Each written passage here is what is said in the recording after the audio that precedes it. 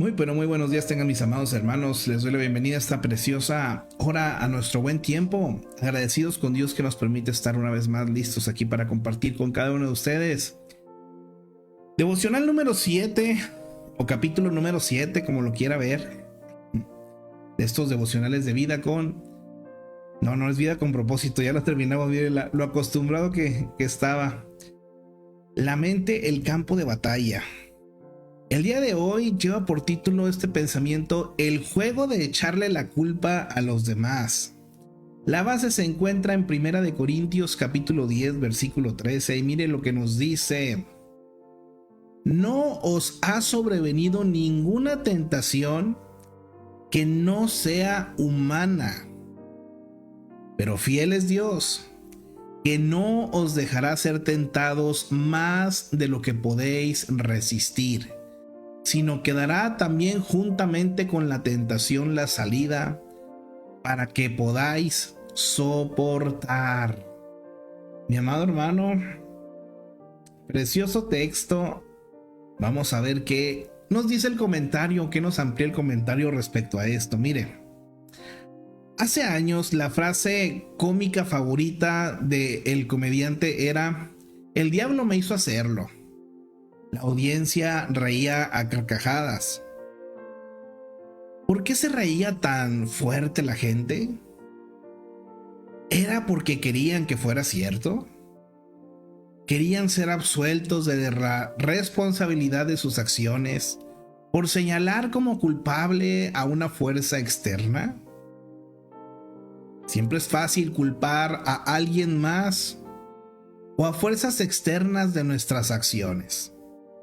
Todo el tiempo escuchamos a personas que nos dicen: mi padre nunca me dijo una palabra amable, mi primo abusó de mí, la gente del vecindario me desprecia porque usaba ropa vieja y remendada, nunca tuve dinero de chico, así que ahora en el momento en el que llega mi sueldo desaparece. Esas declaraciones son probablemente ciertas y quizás expliquen la razón por la que sufrimos. Esas son situaciones terribles y es triste que la gente tenga que pasar por dolor semejante en su vida. No obstante, no tenemos el derecho de culpar a otras personas o a las circunstancias de nuestro comportamiento. No podemos usarlas como una excusa para permanecer en cautiverio. Cristo vino a liberarnos. El epígrafe de este capítulo, Pablo aclara que todos nosotros tenemos nuestro propio conjunto de tentaciones y que, para cada uno de nosotros, las circunstancias pueden ser diferentes, pero la promesa que da Dios es la certeza de una ruta de escape, sin importar nuestras circunstancias. Se nos brinda el escape, pero debemos utilizarlo. En las noticias matutinas apareció un restaurante que se había incendiado. El reporte decía que durante el incendio una mujer se había quedado parada a 20 pies, o sea 6 metros de distancia de la salida trasera, pero que no se movía. Solamente estaba allí gritando. Un compañero de trabajo corrió de vuelta al interior y la tomó fuertemente del brazo. Ella se resistió, pero él finalmente se las arregló para sacarla. ¿No es así como algunas veces sucede con el pueblo de Dios? Conocemos la vía de escape, pero al parecer nos quedamos paralizados. O culpamos a alguien o a algo por nuestra incapacidad para movernos. O bien pensamos: aquí viene otra vez. Sé que debería aprender cómo tratar con estas situaciones, pero voy a ceder como siempre he cedido. Me siento demasiado débil para tratar con esto justo ahora. Nuestra debilidad es una de nuestras mayores excusas. Posiblemente seamos débiles, pero Dios es fuerte y Él está dispuesto a ser nuestra fortaleza. Si confiamos en Él y tomamos los pasos de fe necesarios, nos ayudará a liberarnos de nuestras ataduras. Lo que necesitamos entender es que Satanás toma nuestras circunstancias, sin importar cuáles sean, y las usa para desarrollar fortalezas en nuestra vida. El diablo utilizará lo que pueda: nuestro sentir de debilidad, nuestros problemas de la infancia o las cosas equivocadas que hicimos cuando teníamos 12 años. Si el diablo puede oscurecer nuestra mente y hacernos pensar que no hay posibilidad de que ganemos, hemos perdido. Necesitamos seguir recordándonos que servimos a un Dios victorioso, quien nos ha provisto las armas espirituales que necesitamos para destruir las fortalezas del diablo. Una cosa más: cuando cedemos a la tentación, ¿no estamos diciendo sutilmente que Dios no es capaz de ayudarnos? Parecer ser que no disfrutamos de responsabilizarnos por completo de nuestras acciones, o en muchos casos de nuestra falta de acción. Pero necesitamos hacerlo, mis amados. Necesitamos dejar de sentir autocompasión, de culpar a otros y de ignorar las situaciones. Necesitamos creer en la promesa de Dios que declara que Él es fiel y que siempre nos liberará con abundantes problemas cuando sean demasiados para que los manejemos. Debemos tener una actitud de yo sí puedo. Una que diga: puedo hacer lo que se necesite en el momento que se necesite. Algunas veces incluso somos tentados a culpar a Dios por nuestros problemas, pero debemos recordar las palabras citadas anteriormente: pero fiel es Dios, que no os dejará ser tentados más de lo que podéis resistir. Esa es la promesa de Dios. Él pone su reputación en la línea con esa promesa. Dios nunca abandona ni nos deja indefensos. Podemos ser como la mujer que gritaba pero no se movía. O podemos decir: miren, ahí está la puerta de escape. Gracias por proveerla. Nuestros problemas, mis amados, son personales y con frecuencia internos. Tienen que ver con nuestros pensamientos y con nuestras actitudes. Los resultados son que la conducta externa fluye de esos pensamientos y actitudes. Si mantenemos nuestra mirada dirigida hacia Jesús y si escuchamos su voz, sabemos que siempre hay una ruta de escape para nosotros. Qué preciosa palabra, mis amados, y qué precioso pensamiento, ¿verdad? Para esta hora, para este día. ¿Cómo está por allí su situación, mi amado hermano? Recuerde que las tentaciones para cada uno son diferentes, son distintas. El Señor las permite, como estamos viendo, pero también con ellas viene una salida y una oportunidad para poder, mis amados, salir victoriosos y vencer. Así es que no hay excusa. Acompáñenme en esta hora y vamos a decirle juntos al Señor en oración: Padre, ay Dios mío, perdónanos por culparte a ti, a mis circunstancias o a otras personas por mis fracasos. Tú eres el que abre camino para mí en cada tentación. Voy a confiar en ti para destruir las fortalezas del diablo en mi mente. En el nombre de Jesús. Amén. Dice la gloria por siempre y para siempre, Señor bendito. Qué bueno es el Señor para con nosotros, mis amados. En esta hora vamos a pasar a nuestro capítulo número 4. Número 4. de Mateo, mis amados. Sin más, vámonos a las preguntas que nos invitan a observar y a reflexionar sobre algunas de las cosas que veremos en este capítulo. Así es que, mis amados, sean todos bienvenidos. Observa. ¿Qué tienen en común las respuestas de Jesús a Satanás? ¿Qué predicaba Jesús? ¿A qué llamó Jesús a sus discípulos? Reflexiona. ¿Cómo respondieron aquellos a quienes Jesús llamó? ¿Estoy respondiendo de esa manera ante lo que Jesús me dice? ¿Qué puedo aprender de la actitud de Jesús ante la tentación? ¿Hizo algo que yo puedo imitar cuando estoy siendo tentado? Capítulo 4. Tentación de Jesús. Entonces Jesús fue llevado por el Espíritu al desierto para ser tentado por el diablo. Y después de haber ayunado 40 días y 40 noches, tuvo hambre. Y vino a él el tentador y le dijo: Si eres hijo de Dios, di que estas piedras se conviertan en pan. Él respondió y dijo: Escrito está, no solo de pan vivirá el hombre, sino de toda palabra que sale de la boca de Dios. Entonces el diablo le llevó a la santa ciudad y le puso sobre el pináculo del templo, y le dijo: Si eres hijo de Dios, échate abajo, porque escrito está, a sus ángeles mandará acerca de ti, y en sus manos te sostendrán para que no tropieces con tu pie en piedra. Jesús le dijo: Escrito está también, no tentarás al Señor tu Dios.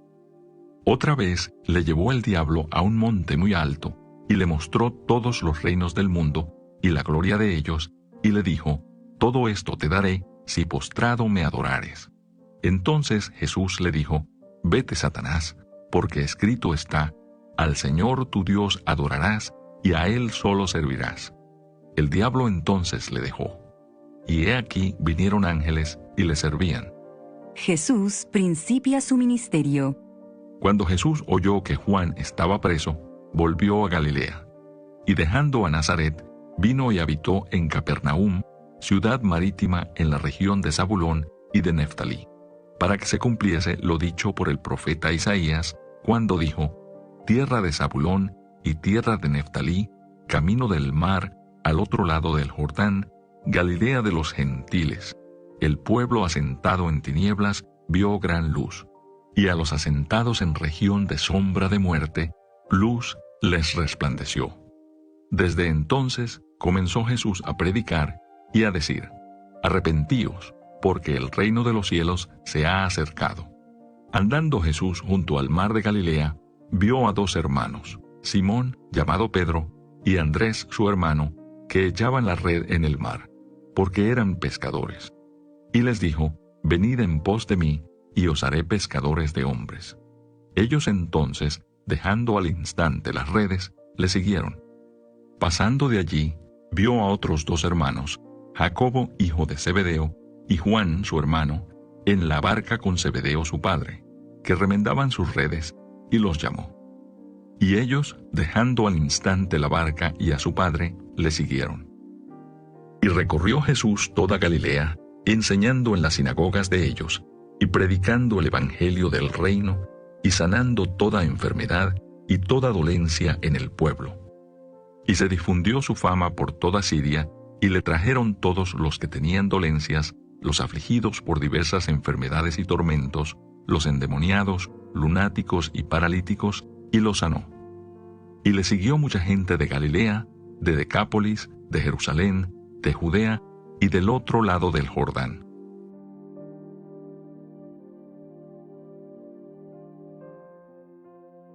Precioso, y estamos ya, mis amados, con el inicio del ministerio de Jesús y el escoger a los primeros discípulos, mis amados. Me encanta la palabra, cómo nos va llevando, mis amados, y estamos por comenzar a ver las obras y milagros del Señor. Vámonos al comentario de este capítulo número 4, mis amados. Son 25 versículos que contiene este capítulo, de los cuales podemos aprender lo siguiente, mis amados. Versículo 1. Este tiempo de prueba muestra que Jesús era realmente el Hijo de Dios, capaz de superar a Satanás y sus tentaciones. Una persona no puede demostrar obediencia verdadera si no tiene la oportunidad de ser desobediente. Mis amados, no sé si usted lo nota, pero híjole, eso tiene demasiado que ver con lo que acabamos de ver ahorita en un principio en Corintios. Le vuelvo a repetir esta parte, mi amado. Una persona no puede demostrar obediencia verdadera si no tiene la oportunidad de ser desobediente. En Deuteronomio 8:2, Dios guió a Israel hacia el desierto para afligirlos y probarlos. Quería ver cómo reaccionaban y si estaban dispuestos a obedecerle. Bien nosotros, mis amados, cada uno de nosotros seremos probados, sabiendo que de la prueba deberíamos estar alertas y listos para enfrentarla. Hay que tomar en cuenta Mateo 26:41, que la carne, mis amados, es débil. Sus convicciones son buenas si resisten bajo presión. Mi amado hermano, todo mundo es paciente hasta que sale por ahí alguien que nos desespere, ¿verdad? Todo el mundo es fiel hasta que sale una oportunidad, mis amados, de ser infiel. Así es con todo, mis amados. Yo obedezco mucho a Dios, pero ya cuando se aparece la primera dificultad, pues muchas veces realmente lo que sale es desobediencia, mis amados. Entonces, las convicciones buenas van a ser probadas bajo presión. Así es que por eso es necesario también, mi amado hermano, las dificultades. Jesucristo fue muy claro en esa parte, que en este mundo tendríamos aflicciones, pero también nos invitó a que confiáramos porque Él ha vencido el mundo. Continuemos aquí en el versículo 1. Satanás tentó a Eva en el jardín. Aquí tienta a Jesús en el desierto. Satanás es un ángel caído. Existe de veras y no es simbólico. Y constantemente está luchando en contra de los que obedecen y siguen a Dios. Las tentaciones de Satanás son reales. Él quiere que hagamos las cosas a su manera o a la nuestra, pero no como Dios quiere. Jesús un día va a reinar sobre toda la creación, pero Satanás quería que Jesús se proclamara rey prematuramente. Si Jesús lo hacía, su misión en la tierra, o sea, morir por nuestros pecados y darnos la oportunidad de tener vida eterna, se arruinaba. Cuando las tentaciones parecen ser duras, o cuando piense que puede ser racionalizadas, piense que el diablo podría estar procurando estorbar el propósito de Dios para su vida. Así es que, mi amado, está en la situación difícil. Yo le invito a que enfoque su pensamiento en esto. Puede que el enemigo esté por ahí tratando de estorbar el propósito de Dios para su vida. Puede que las circunstancias estén mostrando realmente si existe esa obediencia y fidelidad a Dios en usted. Versículo 1. Esta tentación de Satanás sirvió para mostrarnos que Jesús era humano y proporcionó a Jesús la oportunidad de reafirmar el plan de Dios para su ministerio. También nos da un ejemplo a seguir cuando somos tentados. La tentación de Jesús fue importante porque demuestra su ausencia de pecado. Fue tentado y no cedió a la tentación. Precioso esto, mi amado hermano. Tomemos ejemplo. A mí me emociona saber esto, mi amado, porque híjole, me da esa paz, esa seguridad de saber que Él nos ha puesto la capacidad de poder salir de cualquier tentación.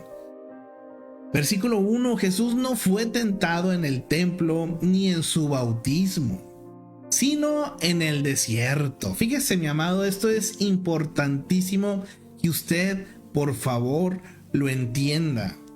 Jesucristo en ese momento estaba cansado, solitario y hambriento, y por lo tanto muy vulnerable.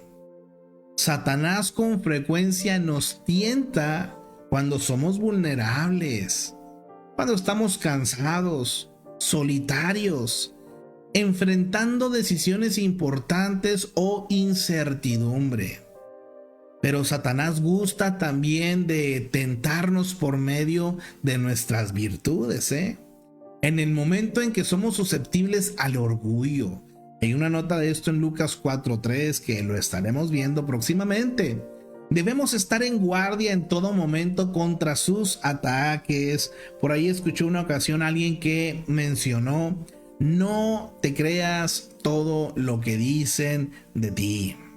Llévalo al Señor, porque mire, si lo critican, no hay alguien que pueda decirnos quiénes somos y cómo somos más que nuestro Creador.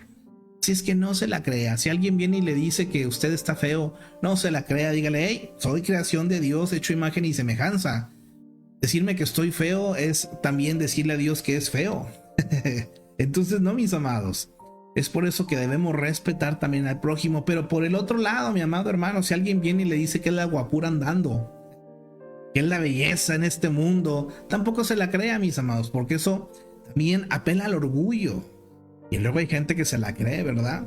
Generalmente a las personas que tienen talento, híjole, esto es una batalla constante, mis amados. Hay gente que es muy buena en los deportes, es muy buena en su trabajo, ¿verdad? Tal vez alguna profesión, médicos, hay músicos, cantantes, gente que muestra su talento de alguna manera y recibe constantemente alabanzas y recibe constantemente admiración, ¿verdad? Y es tremendo cuando por alguna razón no reciben, mis amados, híjole. Entran las inseguridades y luego entra también, ¿verdad?, una ansiedad en muchos de ellos que los llevan a tratar de satisfacer, ¿verdad?, esa pues ansiedad o esa muchas veces vacío que se tiene.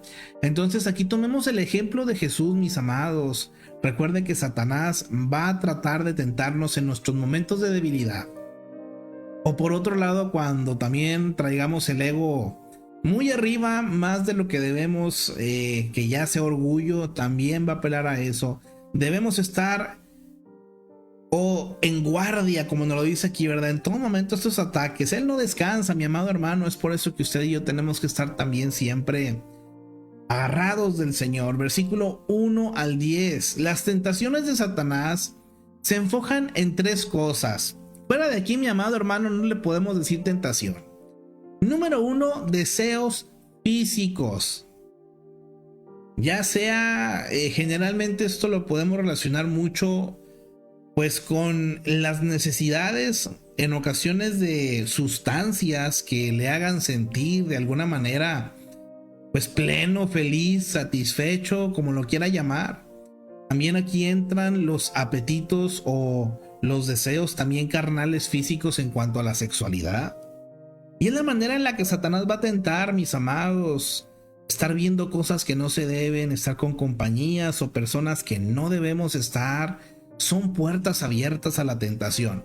Y si por alguna razón nos encontramos débiles en ese momento, que nos sentimos solitarios, que nos sentimos cansados, obviamente eso es una oportunidad para sentir, ¿verdad?, pues tal vez algo de satisfacción, y es ahí cuando se vuelve tentación. Entonces cuidado con los deseos físicos, mi amado hermano. Incluso el hambre, fíjese. No sé si a usted le pasa, pero si usted no ha almorzado y no ha comido y anda durante el día, puerta abierta para que también ande uno de mal humor y cometa muchas burradas, ¿verdad? ¿Por qué? Pues por simplemente pues ese deseo físico o esa necesidad, si lo quiere ver, hay que satisfacerla de forma correcta, ¿verdad? Cuidado con los deseos físicos. Número 2, posesiones y poder. Esa es la otra cosa.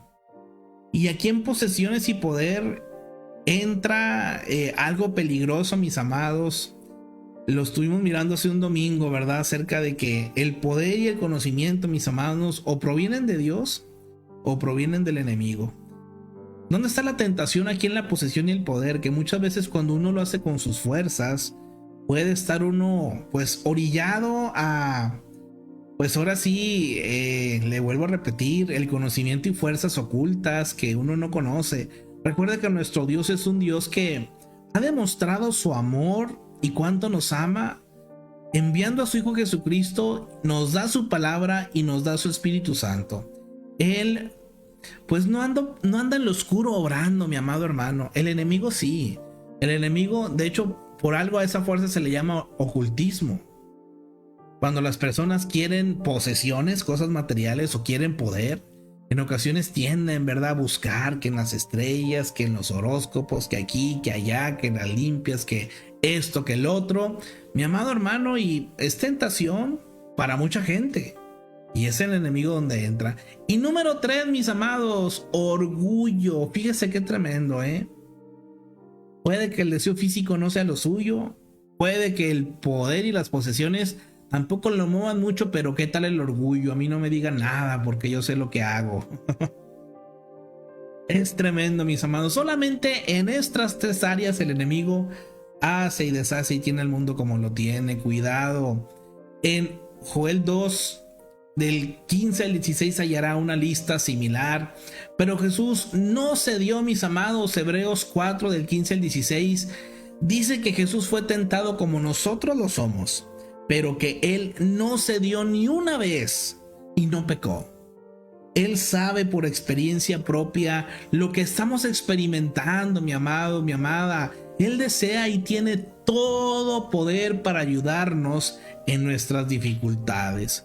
Entonces, cuando sea tentado, mi amado, vuelva hacia Él en busca de fortaleza. No hay más, mis amados, no hay más. Por más que alguien le pueda dar un consejo, una palabra, mi amado, tiene que volverse al Señor y tiene que obedecer y tiene que refugiarse en Él, porque, mi amado, Él es el único que ha vencido la tentación. Él es el único que no ha pecado y nos da esa fortaleza a cada uno de nosotros. Versículo 3 y 4. Jesús estaba hambriento y débil luego de un ayuno de 40 días.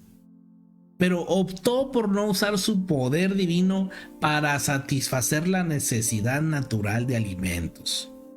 Los alimentos, mis amados, el hambre, el deseo de comer son buenos, pero el momento no lo era. Había decidido poner a un lado el uso ilimitado e independientemente de su poder divino a fin de experimentar su humanidad en plenitud. Amados, también nosotros podemos ser tentados a satisfacer un deseo normal en una forma incorrecta o en un mal momento. Si somos indulgentes con el sexo antes del matrimonio, o si robamos para obtener alimentos, estamos procurando satisfacer deseos que Dios nos ha dado en maneras que Dios desaprueba. Recuerde, muchos de nuestros deseos son normales y buenos, pero deben ser satisfechos en la forma correcta y en el momento oportuno. Aquí está el asunto, mis amados. Aquí está el detalle, dirían por allí. No es que Dios se oponga a ciertas cosas, no, es que hay un tiempo, hay un momento oportuno y hay una manera correcta, mis amados, de hacer las cosas. Hay que hacerlas bien, no hay que ser desordenados, no hay que tratar meramente de satisfacer esos deseos en el momento que queramos, ¿verdad? Llámense cuales se llamen esos deseos. Hay que someterlos, mis amados. Versículo 3 y 4.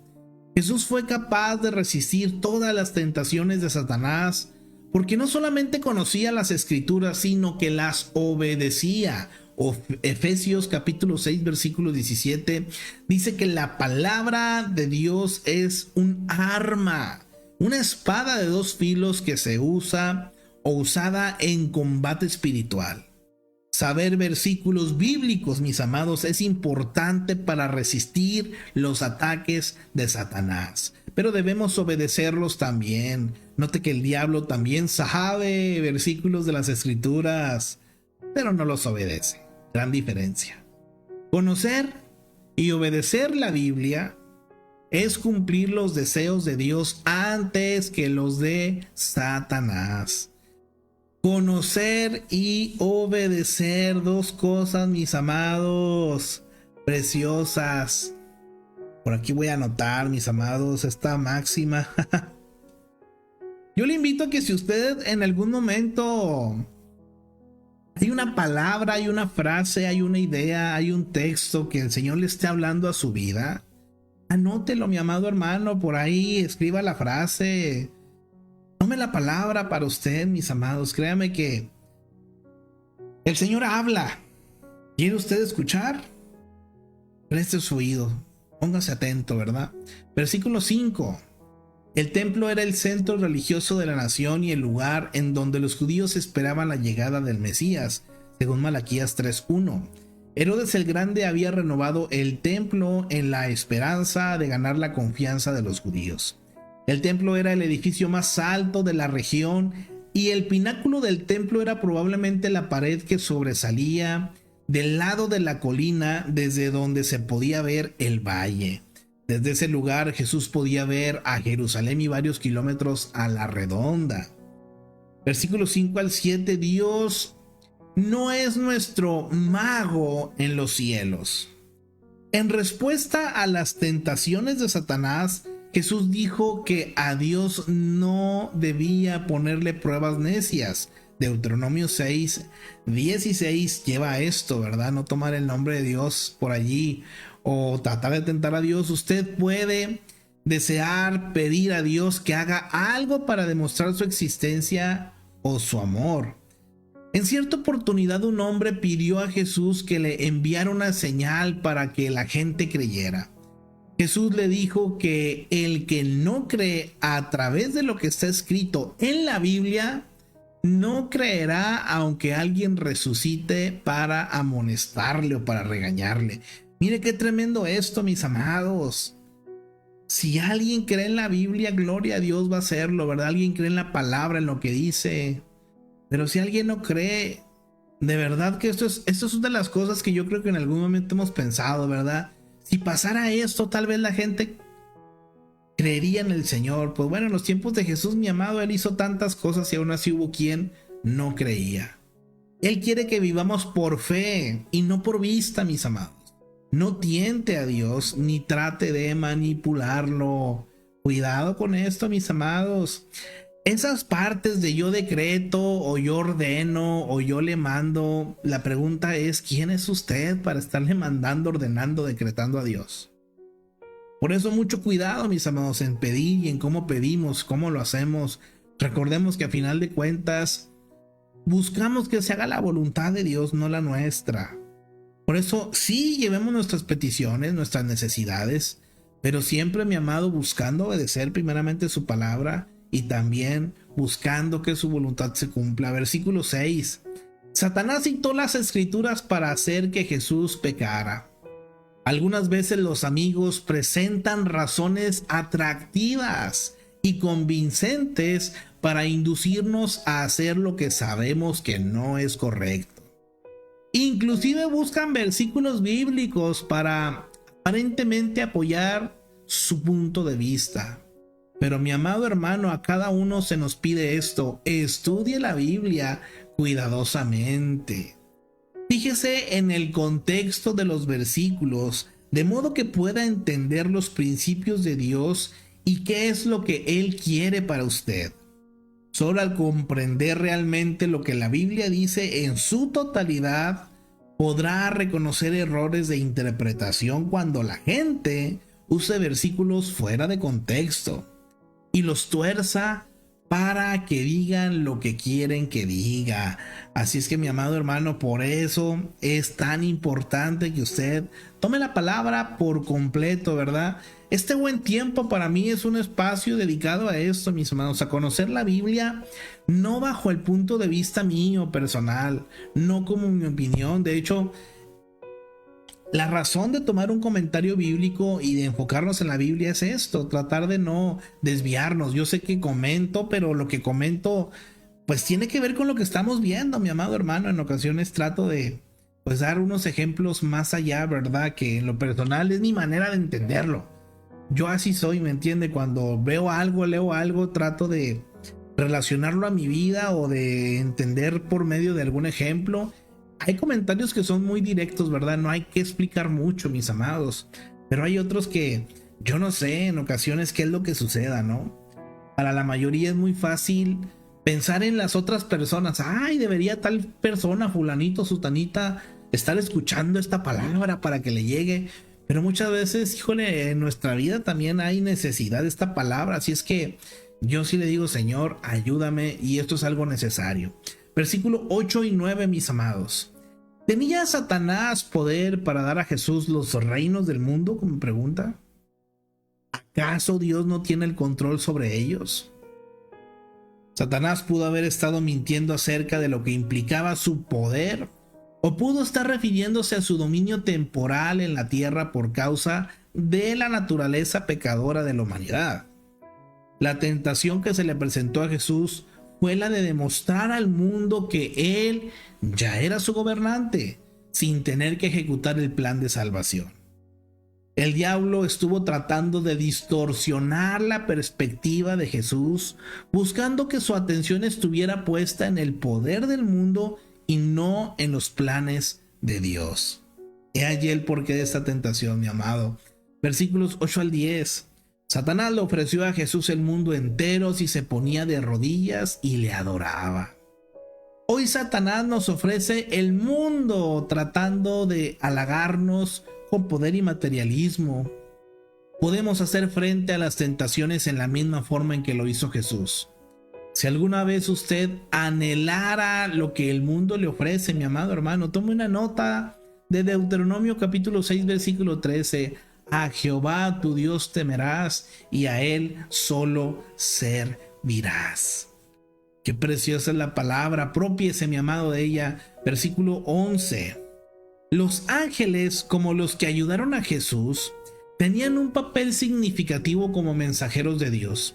Son seres espirituales que tuvieron que ver con la vida terrenal de Jesús. Número 1, anunciar su nacimiento a María. Número 2, tranquilizar a José. Número 3, dar nombre a Jesús. 4, anunciar su nacimiento a los pastores. Número 5, proteger a Jesús, enviar a su familia a Egipto. 6, socorrer en el Getsemaní.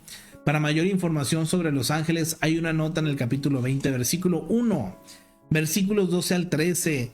Jesús se trasladó de Nazaret, donde vivía, a Capernaum, unos 32 kilómetros al norte.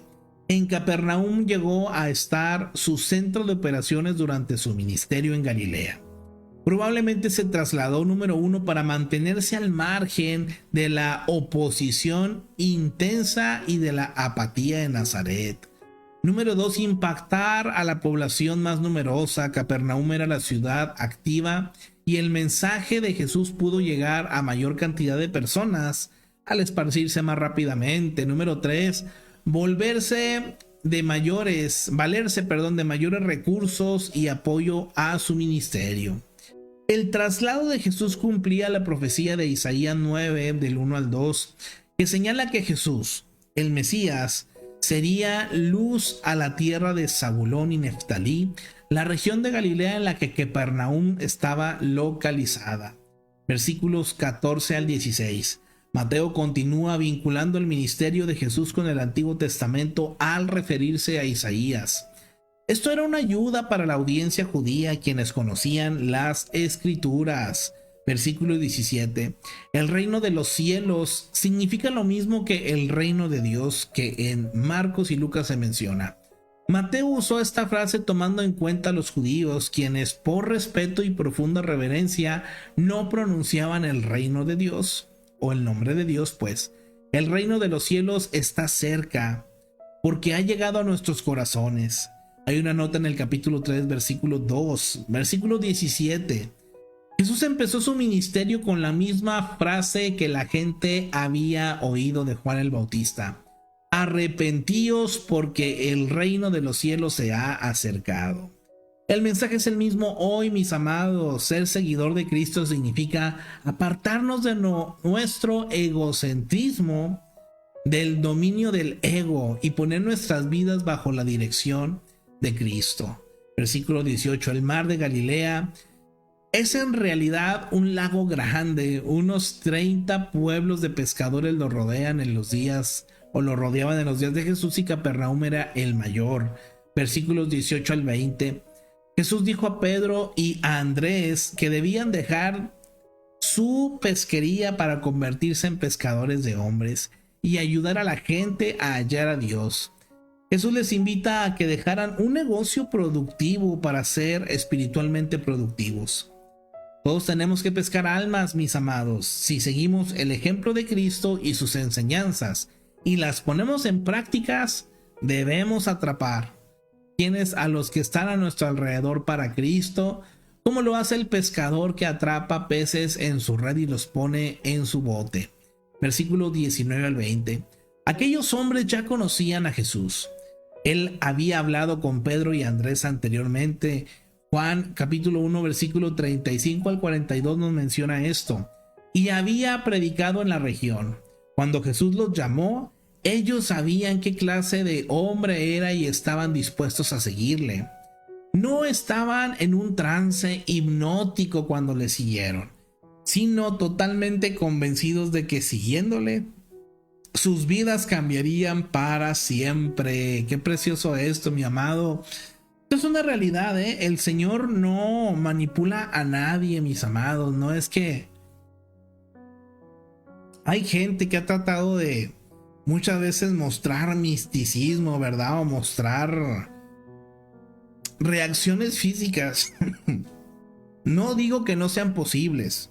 Y no digo que muchas veces Dios no las use, pero no es un denominador, ¿me entiende? No es un común denominador, no es que siempre tenga que suceder de una manera. Hay personas que pueden sentirlo físicamente más, ¿verdad? Y pues hay maneras de demostrar lo que el Señor es, pero al final de cuentas la obediencia, mis amados, el seguirle a Él, es una decisión propia que lo hacemos totalmente conscientes. A nadie se le lava el cerebro, como por ahí dicen, ¿verdad? Hay gente que piensa, incluso usan esa frase para algunos cristianos que se comprometen con el Señor. Híjole, ya te lavaron el cerebro. Y no es así. En cuanto a manipular ideas, ¿verdad? En cuanto al pecado, no hombre, pues nos lavaron no solo el cerebro, nos lavaron el corazón y el cuerpo entero y la vida entera, ¿verdad? Así es, con la preciosa sangre de nuestro Señor y Salvador, mis amados, somos limpios ahora. Versículo 21 al 22. Santiago y su hermano Juan, así como Pedro y Andrés, fueron los primeros discípulos que Jesús llamó para trabajar con él. Al llamarlos Jesús, se levantaron y dejaron inmediatamente sus tareas. No respondieron con excusas. Respondieron de inmediato y le siguieron. Jesús nos llama a cada uno de nosotros a seguirlo. Cuando nos pide que lo sirvamos, debemos actuar como lo hicieron ellos. Y de una vez, mis amados, versículo 23, Jesús predicaba, enseñaba y sanaba. Estos fueron los tres aspectos más sobresalientes de su ministerio. Al enseñar mostraba su interés de que entendieran. Al predicar mostraba su interés en una entrega. Y al sanar mostraba su interés en la persona total. Sus milagros de sanidad autenticaban sus enseñanzas y su predicación y demostraban que de veras venía de Dios. Versículo 23. Jesús pronto desarrolló un ministerio de predicación poderoso y con frecuencia hablaba en la sinagoga. La mayor parte de los pueblos que tenían 10 o más familias judías tenían una sinagoga. El edificio servía para reunirse los sábados y como escuela durante la semana. El líder de la sinagoga no era un predicador, sino más bien un administrador. Su tarea consistía en invitar rabinos para que enseñaran y predicaran. La costumbre incluía invitar a rabinos visitantes como Jesús a hablarles. Qué tremendo, ¿verdad? Esta parte de la cultura, o esta parte yo creo que muchas veces no la entendemos del todo, mi amado, por tal vez en nuestros tiempos cómo se manejan las cosas, ¿verdad? Pero es precioso también conocer estos detalles y saber cómo se hacía, mi amado. Versículo 23 y 24. Jesús predicaba las buenas nuevas o buenas noticias a todo el que quisiera oírlas. Las buenas nuevas son que el reino de los cielos ya llegó, que Dios está con nosotros y que se ocupa de nosotros. Puede sanarnos no solo de las enfermedades físicas, sino también de las espirituales. No hay pecado ni problema demasiado grande ni demasiado pequeño para Él. Las palabras de Jesús eran buenas nuevas porque ofrecían libertad, esperanza, paz y vida eterna con Dios. Lo siguen siendo, mi amado hermano, estas palabras así para nosotros. Versículo 25. Decápolis formaba una liga de 10 ciudades gentiles unidas por el comercio y la defensa mutua. La expresión "y le siguió mucha gente" indica que judíos y gentiles atravesaban largas distancias para oírle. Vamos viendo las tentaciones, mis amados, el día de hoy, ¿verdad? Algo quiere hablar el Señor. Mire que en el devocional de La mente, el campo de batalla, hablamos de tentaciones y mire, en este capítulo se viene hablando de esto. Así es que preste atención, mi amado. Tentación. Estas fueron las tentaciones para con Jesús. Haz pan. La necesidad de esta tentación real era tomada como base para la tentación, pues física. Y era el hambre, ¿verdad? Dudas que pudo haber tenido. ¿Enviará Dios comida? Debilidades que Satanás buscó explotar, pues el hambre, impaciencia, necesidad de probar su carácter de hijo. Respuesta de Jesús, él le citó Deuteronomio 8:3, esperar en Dios, enfoque, propósito de Dios. Otra tentación, desafiar a Dios a que te rescate, basado en el pasaje mal aplicado del Salmo 91, versículos del 11 al 12. Fíjese, Satanás citando palabra, citando Biblia, en este caso el Salmo. ¿Cuál fue la necesidad real tomada como base para esta tentación? La seguridad. Una necesidad emocional, seguridad. Dudas que pudieron haber tenido Jesús, pues ¿me protegerá Dios realmente? Debilidades que Satanás buscó explotar, el orgullo. Que Jesucristo dijera, pues ¿cómo Dios no me va a cuidarnos si es mi padre? Y vas a ver que te voy a demostrar que sí. Apelando tal vez a eso, pero mis amados, la respuesta de Jesús nuevamente, Deuteronomio 6:16. No tentar a Dios, enfoque nuevamente el plan de Dios. Mire qué precioso es tener un enfoque o tener una vista más allá de todo, porque si usted tiene una visión, si usted está enfocado a dónde quiere ir, mi amado hermano, viendo la tentación, usted tiene su vista en el enfoque y puede citar palabra, no ahorita, no esto, por esto y por esto, y mi amado, vencemos. Pero la bronca es que muchas veces ni siquiera estamos buscando el plan de Dios ni un propósito, y luego llega la necesidad y el enemigo nos tienta y ¡pum!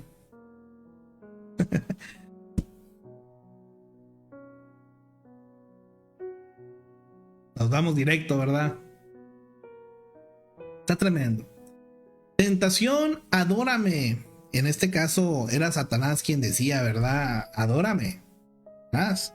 Necesidad real tomada como base para esta tentación. Era psicológica. El significado, poder y logro. Las dudas que pudo haber tenido es, ¿reinará Dios?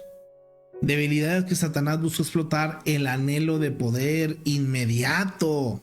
Soluciones fáciles, imagínense no pasar por la cruz, ¿verdad? Y que sufrir, ya Satanás le estaba ofreciendo ya el poder, el dominio, y que todo el mundo supiera que pues, era el Hijo de Dios, ¿no? Mostrar su poder, que fuera ese Mesías que muchos esperaban, ¿verdad? Que se levantara en armas. Necesidad de demostrar igualdad con Dios, tal vez. ¿Cuál fue la respuesta de Jesús? Deuteronomio 6:13. No transigir con el maligno, enfoque Dios mismo. Mis amados, una y otra vez, escrito está la respuesta de nuestro Señor Jesucristo a Satanás. A manera de prueba final en su preparación, Satanás tentó a Jesús en el desierto. 3 partes de la tentación se registran en Mateo. No son comunes porque nosotros enfrentemos las mismas tentaciones. No son comunes, no es que no sean comunes, no son comunes.